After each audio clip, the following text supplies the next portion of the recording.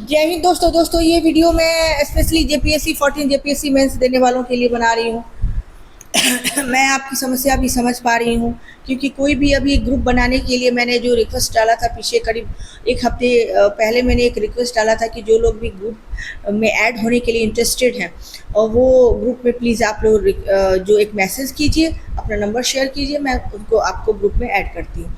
लेकिन मैं आप लोगों के डायलेमा समझ सकती हूँ। पहले मुझे थोड़ा सा अजीब सा लगा कि कोई भी इंटरेस्टेड नहीं है, कोई नहीं चाहता, या फिर ये भी कह सकते हैं कि लोगों को ये लग रहा है कि बहुत बड़ी ब्रांड नहीं है तो वहाँ भी भागना सही नहीं है। हो सकता है आपकी चीज़ें सही होंगी, लेकिन बाद में ये समझ में आया कि जब रिजल्ट नहीं आ रहा है और कट ऑफ का कुछ नहीं पता होता, 270 के पास अनुमान लगाया जा रहा है, उससे कम जाने की थोड़ी पॉसिबिलिटी कम है। मैं आपसे झूठ ऐसे ही नहीं आपको सिंपैथी देने के लिए झूठ बोल दूँ, बहुत सारा आपको पैम्पर कर दूँ कि आप एकदम तैयारी में लग जाइए, 240 भी है तो तैयारी में लग जाइए, होना ही चाहिए, उसके बाद हम नहीं कुछ होता है तो प्रोटेस्ट करेंगे। ये तरीके सही नहीं है। इस फ़ायदे के लिए, अपने पर्सनल फ़ायदे के लिए मैं ऐसा कभी नहीं सोच सकती।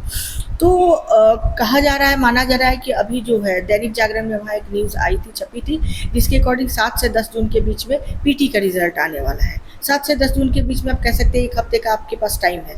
तो 1 हफ्ते का टाइम है, तो मैं ये कहना चाहूँगी आपको कि 1 हफ्ते में इतनी आपकी, और उसके बाद जो मेंस का समय बताया जा रहा है एक अनुमान के तहत, क्योंकि उसका तो कैलेंडर का जो टाइम था वो तो लैप्स हो चुका है, तो उसके अकॉर्डिंग आप मान सकते हैं कि अगस्त फर्स्ट टू सेकेंड वीक में जा सकता है आपको, उससे पहले, क्योंकि इस बार मुझे लग रहा है कि कमीशन बड़े आराम से कर रही है, बहुत आराम में है, उसको कोई जल्दीबाजी नहीं है, आराम आराम से चलता रहेगा। एक एग्ज़ाम इस साल हो जाए कंडक्ट, ये बड़ी बात है कमीशन के लिए, जेपीएससी के लिए। तो वो अपने तरीके से आराम आराम से कर रहे।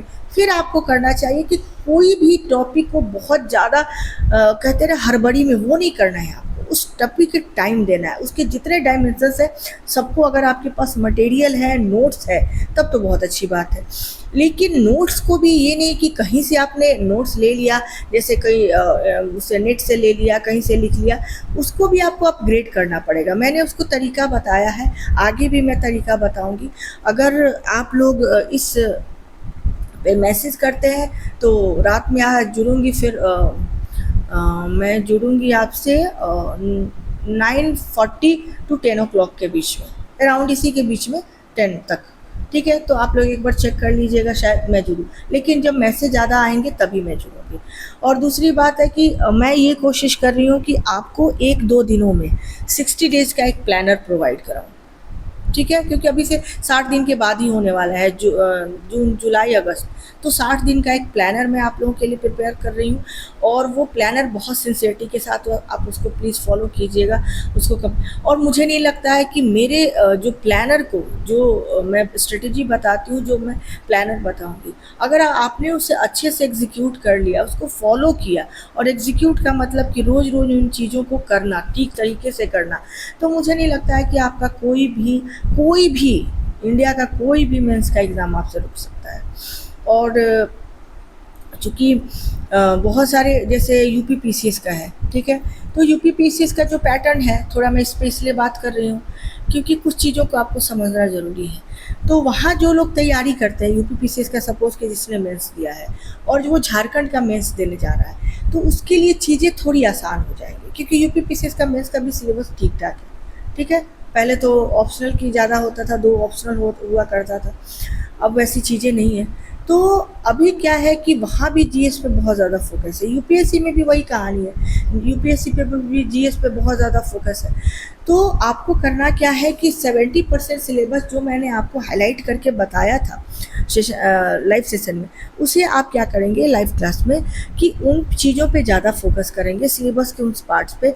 और प्लीज़ मेरी बार बार मैं ये आपसे बताती हूँ कि जो आपका रीजनल लैंग्वेज है उस पर आप 2 घंटे, तो हर दिन कोई और पढ़ाई आपसे छूट भी जाए किसी दिन, मान लीजिए आपने जीएस का पेपर किसी दिन नहीं किया, आपकी तबीयत ख़राब हो गई, कुछ डिस्टर्ब हो गए, कहीं से कुछ डिस्ट्रैक्टेड हो गए, लेकिन कोशिश कीजिए कि जो आपका रीजनल पेपर है, ठीक है, उसमें आपकी कभी डिसकंटिन्यूटी नहीं होनी चाहिए, कंसिस्टेंट उसमें बने रहिए, क्योंकि वो और कुछ नहीं चाहता। लास्ट मोमेंट पे मैं बताऊंगी कि उसमें करना क्या है, बहुत कुछ करना है उसमें, तैयारी का बहुत ज़्यादा नहीं है, आप कंसिस्टेंट रहिए उसमें, और उस जो भी आपके सब्जेक्ट है उसमें उससे जुड़े रहिए, खुद को कनेक्टेड फील करवाइए, क्योंकि जनरली हमारी टेंडेंसी होती है कि हम जीएस पे फोकस्ड होते हैं और जीएस करते करते हम उससे बहुत कनेक्टेड फील करने लगते हैं। सारे जीएस के जितने भी पार्ट्स हैं वो सब कनेक्टेड फील करेंगे। और मेरी ये कोशिश होगी कि मैं अभी इस पे काम कर रही हूँ, मे बी जून के सेकेंड वीक में ले सकते हैं या जुलाई के फर्स्ट वीक से मैं स्मार्ट बोर्ड पे सारी क्लासेस लूँगी, सारी चीज़ें मैं क्लासेस लूँगी और उसके लिए अलग से बैच भी फिर मैं बनाऊँगी। फिर तो बहुत फास्ट काम करने वाली हूँ। तो इसलिए प्लीज़ आप लोग जेपीएससी के लिए प्लीज़ अच्छे से कीजिए। और मैं बार बार आपसे कहती हूँ कि हमेशा अब राइटिंग स्किल पे काम करने का टाइम है। अब वो टाइम बहुत नहीं है कि रोज़ आप नई नई चीज़ों को जानें। आपने जो करना था 1 महीने 10 दिन करीब 40 डेज़ गुजर चुका है। आपने सिलेबस को पूरा देख लिया होगा, नोट्स जो प्रिपेयर करना होगा थोड़े बहुत बचे होंगे वो आपने प्रिपेयर कर लिया होगा या फिर कर रहे होंगे। तो करते जाइए। एक बार ये कोशिश नहीं होनी चाहिए कि पूरे नोट्स आपके प्रिपेयर हो जाएंगे उसके बाद आप याद करेंगे, नहीं। आप एक नोट्स अभी आपने एक नोट तैयार किया, आप उसे क्या करेंगे कि आपने उसको तुरंत याद कर लिया और तुरंत उसको लिख लिया। 3-4 तरीके के क्वेश्चन अपने मन से क्वेश्चन बनाना जिस दिन आपको आ जाएगा, कहीं से और नहीं।